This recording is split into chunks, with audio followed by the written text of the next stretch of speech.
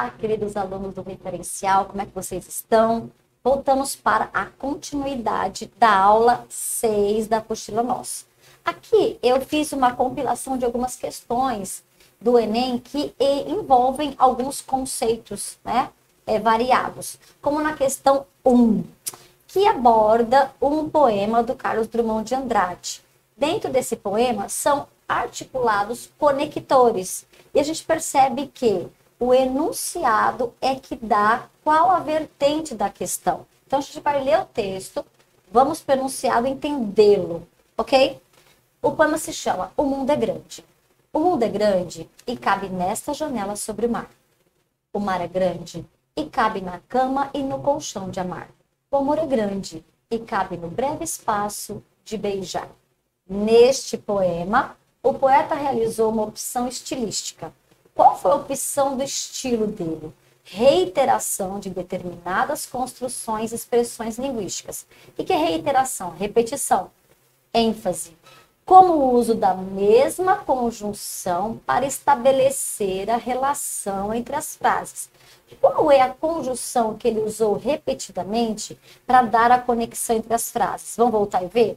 O mundo é grande e cabe nessa janela sobre o mar. O mar é grande e cabe na cama e no colchão de amar. O amor é grande e cabe, tá vendo? Ó, já focou, já mostrou para você qual é a análise que deve ser feita. Essa conjunção estabelece entre as ideias relacionadas um sentido de quer saber, então, qual que é o sentido do conector e nas orações que vieram aí no poema. Vamos lá. Primeiramente, conector e. De modo geral, o conector e indica adição, não é? Vou ao cinema e comerei pipoca. Quero dormir e descansar bastante. Beleza. Adição de ideias. Porém, o e pode também significar duas outras possibilidades. Então, ela pode significar a ideia de conclusão. Estudei pra caramba, vírgula, e tirei ótima nota na redação. Portanto, tirei ótima nota na redação. Então, o e pode ter a ideia de conclusão, quando for igual a portanto. E o e pode ter a ideia de oposição de ideia, contraste de ideias, quando vem significando mas, contudo, porém, todavia, entretanto, que acontece bastantes vezes, como aconteceu aqui. Vamos entender? O mundo é grande, mas cabe nesta janela sobre o mar. O mar é grande, mas cabe na cama e no colchão de amar. O amor é grande, mas cabe no breve espaço de beijar. Então, se você analisar por cima, você não consegue perceber que está oferecendo uma oposição entre duas ideias. Mas quando você analisa a questão com calma e principalmente aí vem as possibilidades de resposta, não tem adição ali, ó. Oposição, comparação, tá comparando o quê? Para ser comparação, teria que ser tanto quanto, mais que, igual. Tem conclusão, portanto, logo, então, alternância, ou cabe no mar, ou cabe na janela, ou chove, ou faz sol. Não tem alternância aí. Finalidade, conector que indica finalidade é principalmente para quê, a fim de quê. Então aí a gente não tem essas possibilidades. Se você for analisar, mesmo que não entendesse muito bem qual é o sentido no texto, você iria por eliminação. E aí você chega com a oposição. Opa, o e não indica adição como comumente acontece. O e aí indica oposição de ideias, um contraste. Um contraste entre o quê? Na primeira oração, o mundo é grande. Depois, o mar é grande. Depois, o amor é grande. E depois, na segunda oração, nós temos pequenez. Janela sobre o mar. Cama e colchão de amar. Breve espaço de beijar. E você percebe claramente essa oposição entre a grandeza e a pequenez. A grandeza e a pequenez. Indicando, então, na letra A, oposição. Certo? Então, não é muito rápido que você faz essa questão. Tem que ter paciência, tem que ter calma, tem que ter jeito de analisar com concentração. Também não se demora tanto, não. Eu me demorei agora para explicitar para vocês. Mas, se você conseguir focar o que essa questão pede de mim, quando disse reiteração de construções, como o uso da mesma conjunção. Essa conjunção, pronto, gente, é isso que eu quero. O que a conjunção e está me mostrando, qual o sentido dela, oposição. Ok? Letra A. Desceu, você subia, descia, subia, descia. Vai lá. Questão 2. De vez em quando, o Enem pede, né? Provérbios. Por quê? Porque são legais, são importantes. Provérbios constituem sabedoria popular, né? Que tem uma lição e tal. Os provérbios constituem um produto da sabedoria popular. Em geral, pretendem transmitir um ensinamento. A alternativa é que os dois provérbios remetem a ensinamentos semelhantes. Então, eu quero a alternativa é que os provérbios têm sentidos de ensinamentos semelhantes. Vamos ver? A. Quem diz o que quer, ouve o que não quer. Quem amou feio, bonito lhe parece. Tem nada a ver. Um é em relação a o que se ouve. Um é em relação ao que se vê. Não. B. Devagar se vai ao longe. Paciência para chegar ao objetivo. De grão em grão, a galinha enche o papo. Paciência para chegar ao objetivo, para conseguir o que se quer. Letra B é legal, perfeitinho. É a letra B. Olha C. Mais vale um pássaro na mão do que dois voando. Tá, vamos dar valor ao que se tem. Não se deve atirar pérolas aos porcos. Não tem nada a ver uma coisa com outra. Tá? Cuidado com o que você, as atitudes, as pessoas. Não. D. Quem casa quer casa. Beleza, vou casar e eu preciso ter um aparato. Santo de casa não faz milagre. Não é porque tem casa que é a mesma significação, né? Ou seja, santo de casa não faz milagre, não adianta, né? Você ter aí o médico em casa, a mulher, etc. Então, em casa não resolve as coisas. Nada a ver. Quem com ferro fere, com ferro será ferido. É ação e reação. E em casa de ferreiro, espeto de pau. Não tem ação e reação. Em casa de ferreiro, espeto de pau, é mais ou menos como em santo de casa não faz milagre. Então, os que realmente transmitem ensinamentos semelhantes é a letra B. Tranquilo? Essa questão é em cima de um poema de Murilo Mendes. Murilo Mendes dialoga com a carta de Pero Vaz de Caminha. Ô, caramba! Ai, esse negócio vai mais além. Peraí, gente. Murilo Mendes, vocês estão com a apostila aí, né? Murilo Mendes dialoga com a carta de Pero Vaz de Caminha. Quando isso acontece, a gente tem qual característica textual? Qual? Intertextualidade, certo? Essa intertextualidade ocorre de maneira temática, tá? A intertextualidade pode ser estrutural, eu tenho as mesmas marcas estruturais, os mesmos aspectos linguísticos de um texto passado, e eu me aproprio de alguns elementos para criar um novo texto. Ok. E a intertextualidade pode ser temática, como aconteceu aqui, tá? É um poema que conversa com a carta de Pero Vaz de Caminha, quando fala, a terra é muito graciosa, tão fértil eu nunca vi.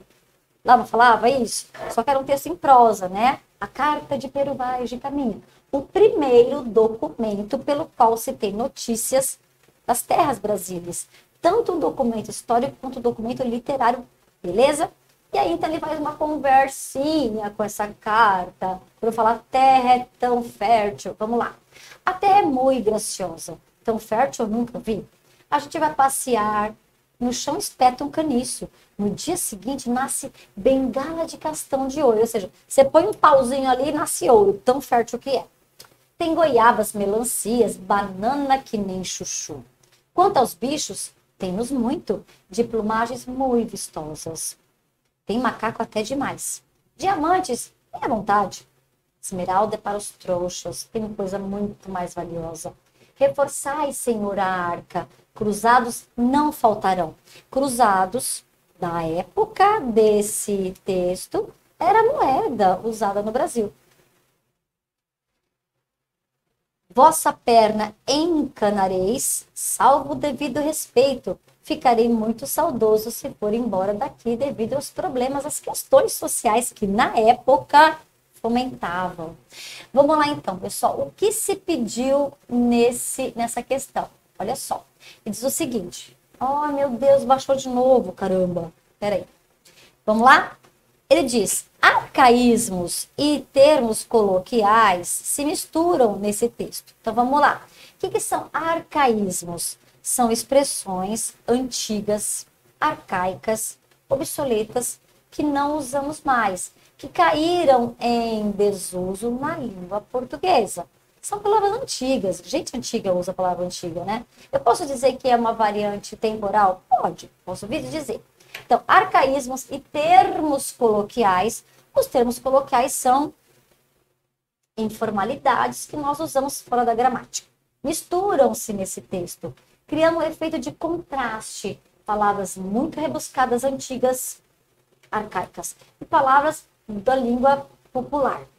E aí vem um contraste, esse texto fala, puxa, mas está misturando as coisas? Beleza. Como ocorre em... Então, eu quero alternativa em que houve, bem explicitamente, uma mistura em que, respectivamente, mas professora, a alternativa, ou o enunciado não falou respectivamente, não importa. Não falou respectivamente, mas é óbvio. Arcaísmos foi falado primeiro. Termos coloquiais foi falado em segundo lugar. Misturam-se, como ocorre em... Aí eu quero alternativa em que primeiramente haja um arcaísmo e, em segundo lugar, haja um termo coloquial. Vamos ver? Até muito graciosa. Tem arcaísmo? Tem. Muito. Muito, adjunta adverbial de intensidade. Antigamente se falava muito. Tem macaco até demais. É coloquial? É. É até demais? O até demais é uma ênfase que se dá, que nem deve se misturar. Demais, ou até muito. Mas o que realmente explicita esse coloquialismo? Tem. O verbo ter indica posse. Eu tenho um cabelo escuro. Quando você coloca o verbo ter, é preciso que haja o possuidor e a coisa possuída. Aí ele veio realmente dentro da gramática normativa, né? Agora, se não representa posse, é um erro gramatical, é uma falha de norma culta que nós usamos bastante, né?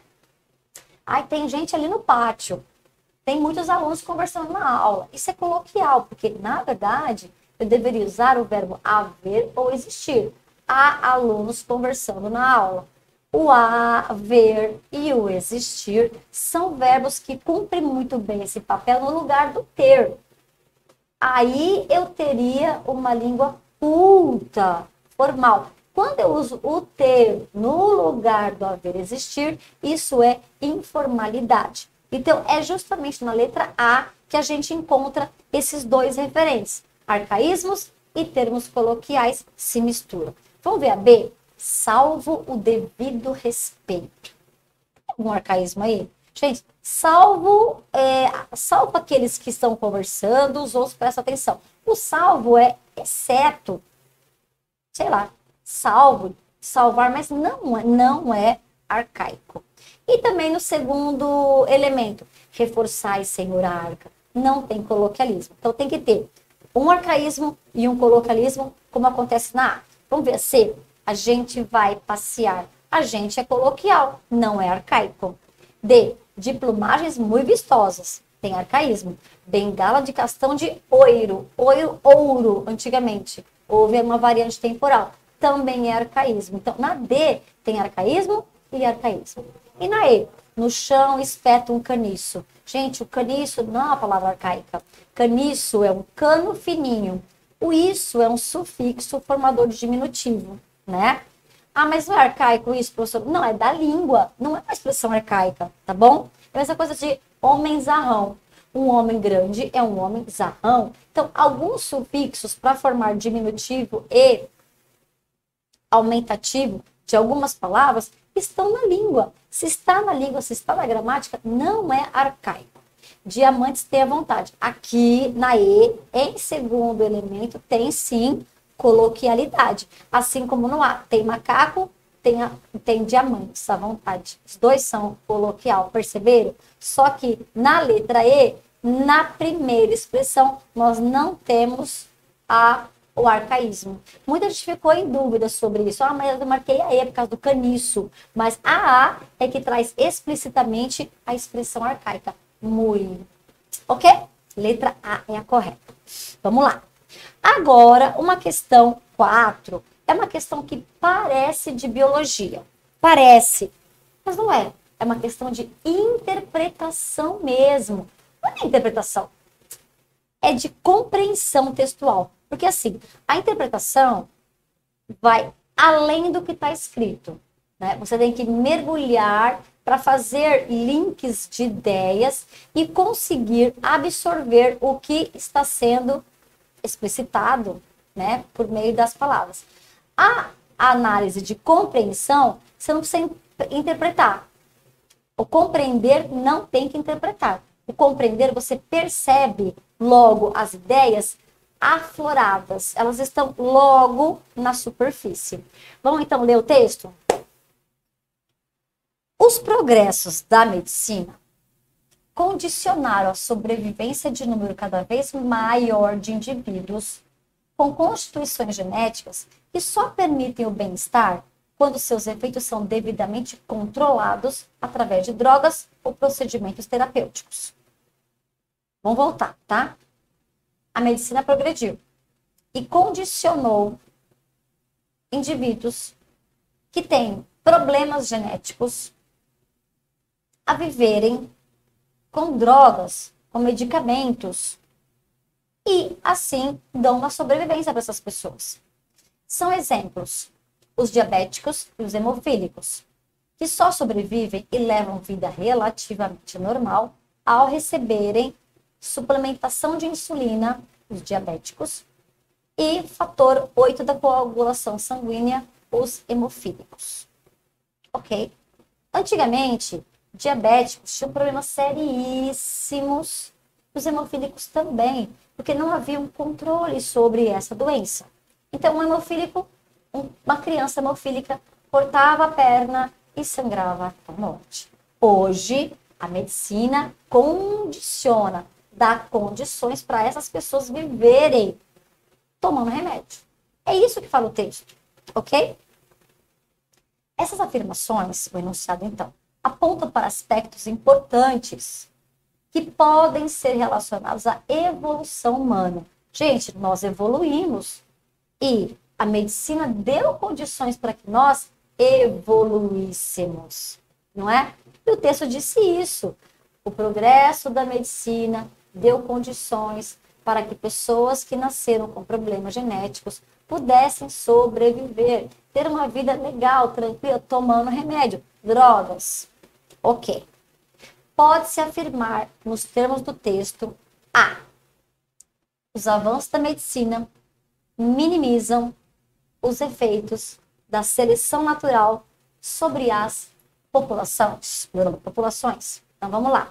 Medicina avançou para quê? Para diminuir, minorar os efeitos da seleção natural que acontece, porque uns nascem perfeitos, uns nascem com problemas genéticos, problemas de saúde, com doenças. E a medicina minimiza isso com as medicações. Perfeito. Não foi exatamente o que o texto falou? A alternativa A está perfeitinha. Digamos que você ainda tem dúvida, você vai fazer o quê? Marcar um asterisco e analisar a B, a C, a D. Então vamos lá. B. De acordo com o texto, os usos da insulina e do fator 8 da coagulação sanguínea funcionam como agentes modificadores do genoma humano. Você toma um remédio e o seu genoma modifica. Os seus genes passam a ser diferentes. Você não tem mais o problema. Você cura? Não, né, gente? Nada modifica o genoma humano. Você nasce com aquele código genético, você vai morrer com aquele código genético. Você toma remédio para diminuir os impactos para diminuir os efeitos, mas não vai curar a doença. Letra B está fora. C. As drogas medicamentosas impedem a transferência do material genético defeituoso ao longo de gerações. Se eu aceitar B, eu aceito a C também. As drogas, os remédios, impedem que o meu filho seja diabético como eu? Não. O que está no seu material genético, a constituição dele vai continuar intacta e vai passar para outras gerações. Hereditário. Se eu aceitar B, eu aceito a C, que está errada. Errada. D. Os procedimentos terapêuticos, as medicações, normalizam o genótipo dos hemofílicos e diabéticos. Gente, a B, a C e a D falaram a mesma coisa. Não normaliza. Apenas o efeito, a consequência, se faz mais tranquila. Pronto. E aí? As intervenções realizadas pela medicina interrompem a evolução biológica do ser humano. Ai, meu Deus! Isso, a medicina é para interromper, é para lascar o homem, é para deixar mais doente, é para acabar com a humanidade, só se for, né? Então, as intervenções realizadas pela medicina não interrompem a evolução biológica. Pelo contrário, a medicina trabalha para a biologia do ser humano evoluir. Nada a ver a letra E. Confirmando, letra A é a correta. Professora, a questão de biologia tá aqui? Tá aqui? Tá? Tá aqui no texto. Logicamente que eu preciso ter um conhecimento mínimo de biologia, um entendimento mínimo sobre genética, e aí vai. Ou seja, envolvem conhecimentos extras também que estão incorporados na mente do ser humano, no seu repertório cultural, certo? Questão 5. Oxímoro, ou paradoxo, é uma construção textual que agrupa significados que se excluem mutuamente. Gente, essa questão explicou o que é a figura de linguagem oxímoro ou paradoxo. Na verdade, algumas gramáticas trazem oxímoro diferente de paradoxo. Algo tem uma semelhança, mas tem uma linha aí de diferenciação. O Enem trouxe como igual. Eu trabalho como igual. Oxímoro paradoxo é o uso de duas ideias muito diferentes, muito opostas, que não conseguem ocupar o mesmo espaço. Por isso se excluem. Ok. Para Garfield, a frase de saudação do John, a tirinha expressa o maior de todos os oxímoros. Quando então a gente analisa a tirinha? Primeira cena. Garfield está dormindo preguiçosamente. E o John chega e diz: Feliz segunda-feira. O Garfield olha assustado e pensa, concluindo: a mãe de todos os oxímoros. Qual é a mãe de todos os oxímoros? Ou seja, o maior de todos. Feliz segunda-feira. Então vamos lá. Para Garfield, feliz não está compatível com segunda-feira. São oposições tão absurdas que não conseguem ocupar o mesmo espaço. Ou seja, nunca uma segunda-feira pode ser feliz. Oh my God! Viemos de um final de semana, de um domingo com a família, a gente come, a gente descansa, a gente abusa, né, do não fazer nada. É tão bom ficar o domingo, final de semana em casa. Mas a segunda-feira começa. E a segunda-feira exige o quê? Trabalho, ocupações, responsabilidades, estudos. Segunda-feira começam, então, os compromissos. Nunca uma segunda-feira pode ser feliz. É essa a ideia. Ou seja, dois significados que não ocupam o mesmo lugar. Então, se excluem. Uma feliz não pode ser segunda-feira. Certo? Ok. Nas alternativas abaixo estão transcritos versos retirados do poema O Operário em Construção. Podemos afirmar que ocorre um oxímoro em...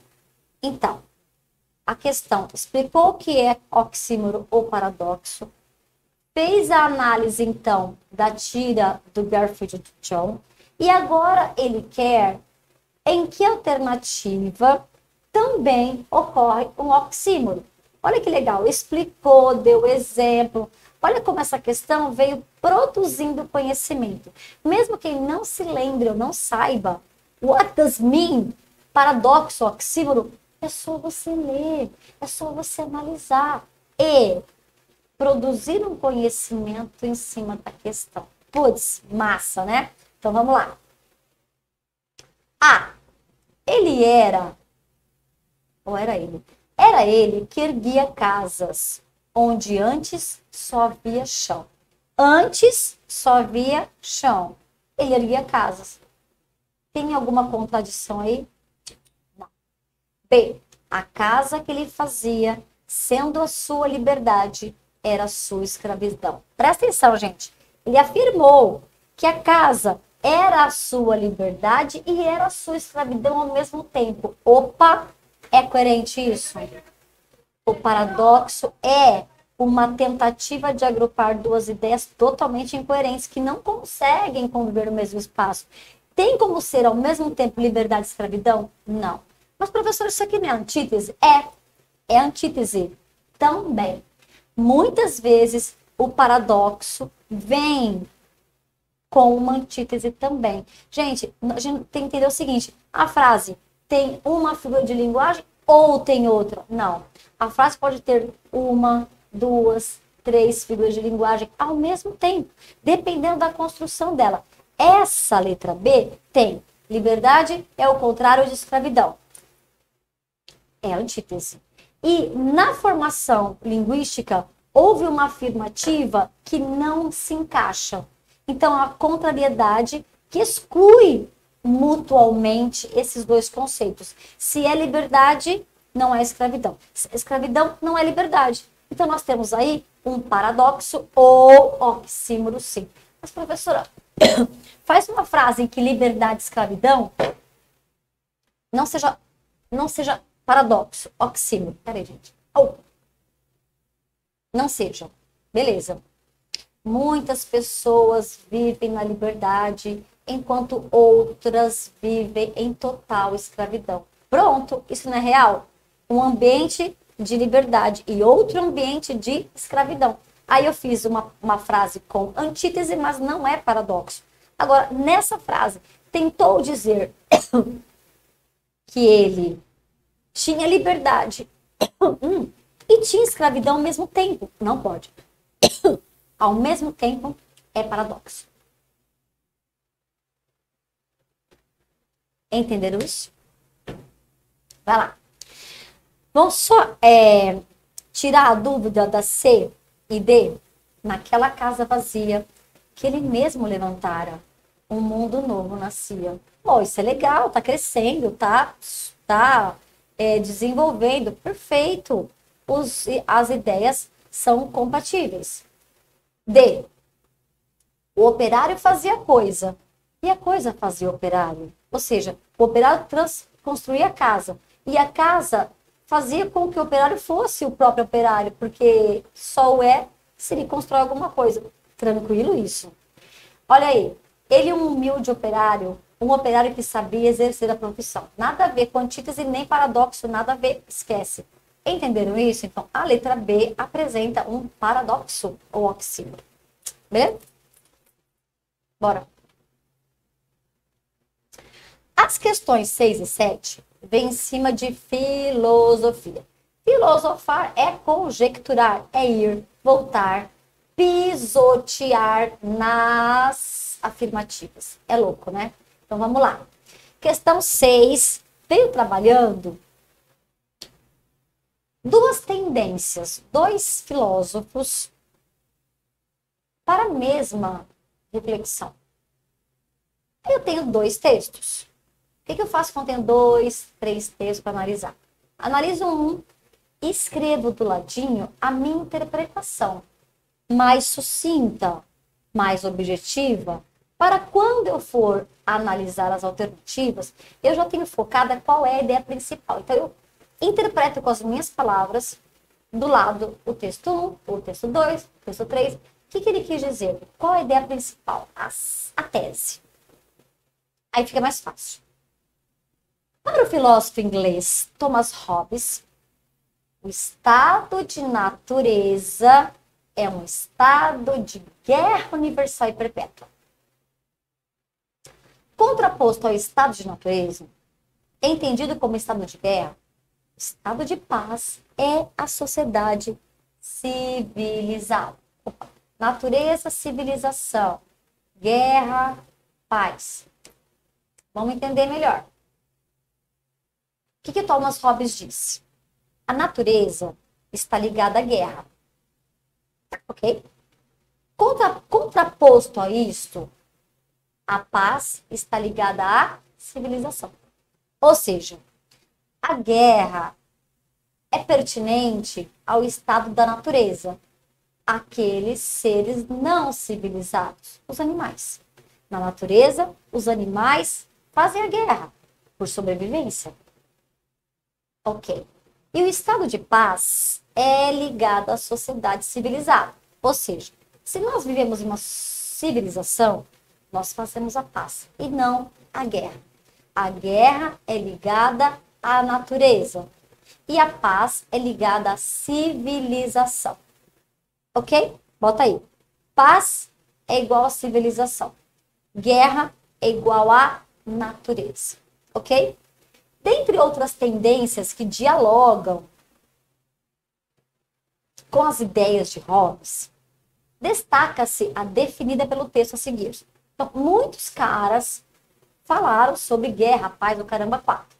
E a questão pegou esses dois. E aí, outro cara, Bobbio, disse: nem todas as guerras são injustas. E, correlativamente, nem toda paz é justa. Razão pela qual a guerra nem sempre é um desvalor. E a paz nem sempre é um valor. Mano, o Bob não falou nada com nada. Bob é mó louco. O que ele falou? Nem todas as guerras são injustas. Então, houve guerras boas, justas. E, correlativamente, nem toda paz é justa. Então, muitas vezes nós estamos vivendo uma paz, mas isso não é justiça, não. Podia até ter guerra. Razão pela qual a guerra nem sempre é um desvalor. Nem sempre a guerra é ruim. E a paz nem sempre é valor. Nem toda paz é boa. Ou seja, ele não falou nada com nada. Para ele, depende. Depende. Tá? Nem sempre é desvalor. Pode ser. Então, depende. É relativo isso. Tá bom? Vamos lá, então. Comparando as ideias de Hobbes, texto 1, e de Bobbio, texto 2, pode-se afirmar que A. Em ambos, tanto para Hobbes quanto para Bobbio, a guerra é entendida como inevitável e injusta. Quem falou de injusta? Não. O Bobbio não falou que é injusta. A guerra pode ser justa. Nenhum falou isso. Nenhum dos dois falou isso. A guerra é inevitável e injusta? Não. Quem falou sobre justiça de guerra, na verdade, foi o Bobbio, que falou que a guerra pode ser justa. Ou seja, ninguém falou nada disso. Esquece o A. B. Para Hobbes, o primeiro, a paz é inerente à civilização. A paz liga-se à civilização. E segundo o texto 2, ela não é um valor absoluto. Interessante. Para Hobbes, a paz vem ligada à civilização. Ou seja, nós vivemos na civilização, nós temos que fazer a paz. Somos seres inteligentes. E, segundo o texto 2, ela não é um valor absoluto. Exatamente. Olha lá. Razão pela qual a guerra nem sempre é um desvalor e a paz nem sempre um valor. Ou seja, é relativo. O que é relativo não é absoluto. B perfeitinha. Vamos só confirmar com a C? De acordo com Hobbes, a guerra é um valor absoluto. Mas nem falou de valor. O Hobbes não fala de valor, tá? E segundo o texto 2, a paz é sempre melhor. Não, ele não fala que a paz é melhor.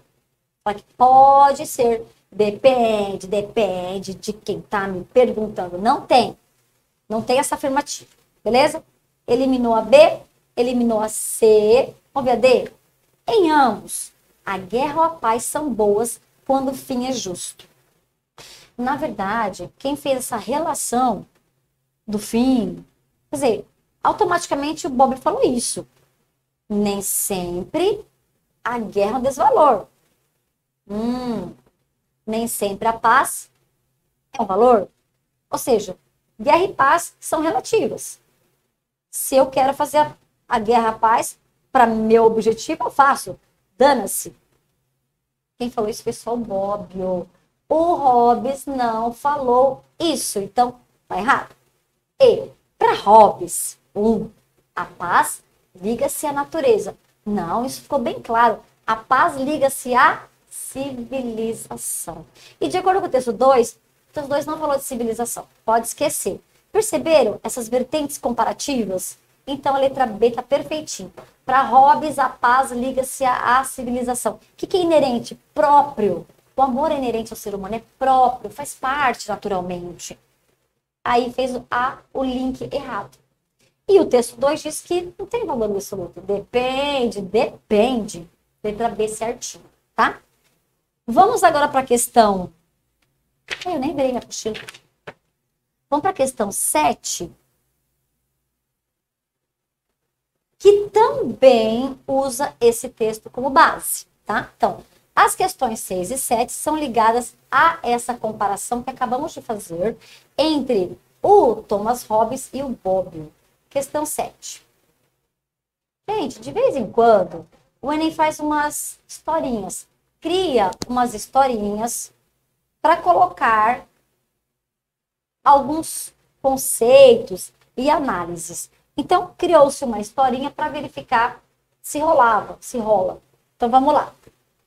Tropas da Organização do Tratado do Atlântico Norte, OTAN, invadiram o Iraque em 91. Você lembra?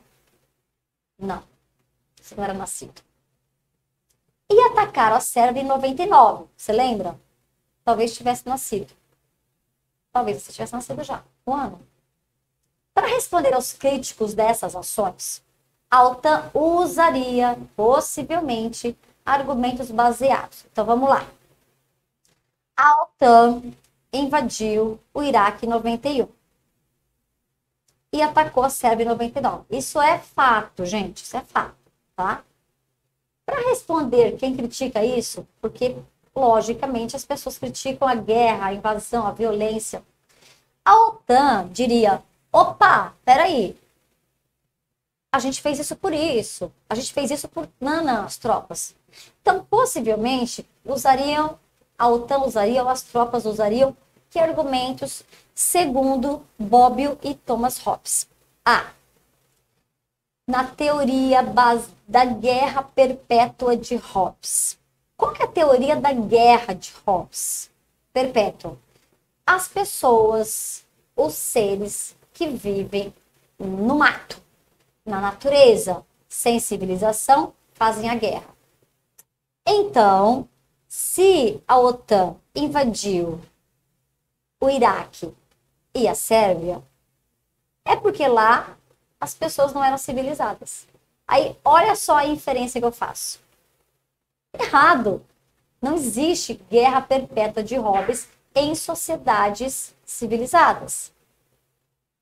Entenderam? Hobbes não aceita guerra em sociedades civilizadas. Ele diz que, naturalmente, existe a guerra na natureza. Naturalmente, lógico, né? Sem ser civilização. Fora. B. Tanto na teoria de Hobbes, como na tendência do texto 2. A tendência do texto 2 explica tudo. Você faz guerra o que você quiser, mano. É relativo.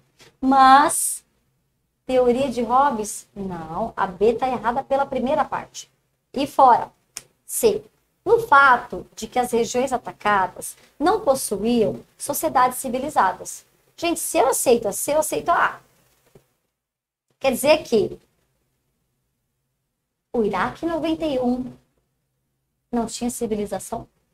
Quer dizer que A Sérvia em 99 não tinha civilização? Bora atacar? Ridícula essa afirmativa. E fora, e fora, e fora. Ok? Vamos ver a D? Na teoria de que a guerra pode ser justa quando o fim é justo. Óbvio, gente, quem falou isso foi o Bob. Nem sempre a guerra é um desvalor. Nem sempre a paz é um valor. Pode ser que, dependendo da situação, se o fim é justo, eu faço a guerra, eu faço a paz e pronto. Na teoria de que a guerra pode ser justa quando o fim é justo, letra D. Apoiada na tendência de Bobbio. Letra D. Olha aí.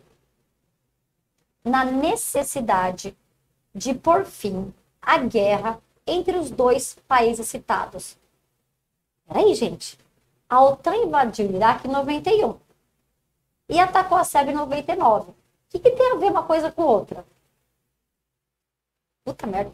Oi, desculpa. 8 anos, nada a ver. Outra coisa. Você sabe de algum conflito entre Iraque e Sérvia? Pô, gente, que loucura é essa? Nada a ver, tá? Então, a letra E tá fora, beleza? Letra D perfeitinho em cima do que a gente analisou. Tranquilo? Ok. 8.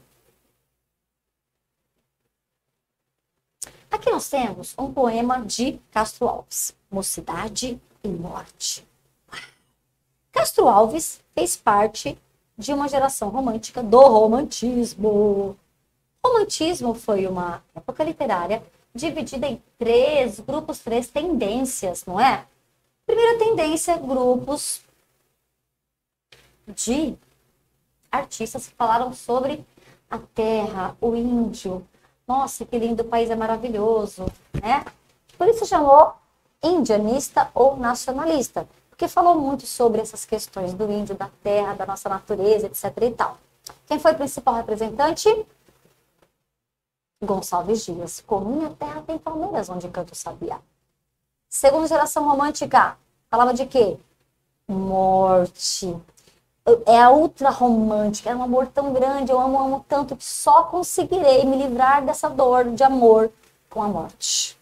Principal representante, Álvares de Azevedo, né? Falou muito sobre essas questões, amor, morte, dor, etc. e tal.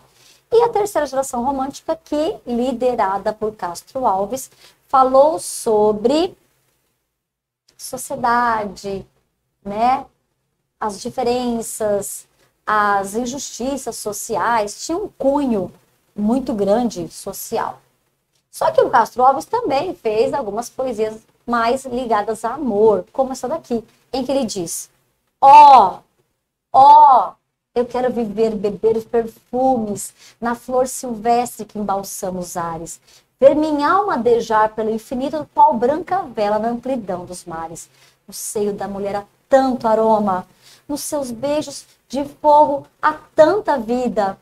Árabe errante, vou dormir à tarde à sombra fresca da palmeira erguida. O que ele quer, o eu lírico? Viver, deitar embaixo da árvore, ficar com seu amor. Ai, como ela é linda, maravilhosa, cheirosa. Eu quero ficar aqui em minha natureza e meu amor. Mas, tem uma linha que divide esses dois momentos do poema. Mas uma voz responde-me sombria. E alguém diz para ele: bora, desce. Ô, caramba. E aí alguém responde: terás o sono sob a laje fria. Você quer ficar dormindo embaixo da árvore? Ficar de boa aí, meu filho? O que a voz responde? Terás o sono sob, embaixo da laje fria. Coitado, ele vai morrer. Esse poema, como o próprio título sugere, aborda o inconformismo do poeta com a antevisão da morte prematura na juventude. Ele quer viver, ele quer ficar ali com a mulher dele amada, ele não quer morrer. A imagem da morte aparece na palavra sono. Terás o sono sob a laje fria. Um sono mortal, para sempre. Um sono para nunca mais voltar. Você vai morrer. É isso. Letra E é a correta. Ok, meus amores? Quero que vocês façam 9, 10, 11, 12 para a gente vir na próxima aula corrigindo com detalhes alguns elementos e retomar alguns conceitos também que aparecem nas nossas aulas, nas nossas questões. Ok? Pessoal, fiquem com beijo.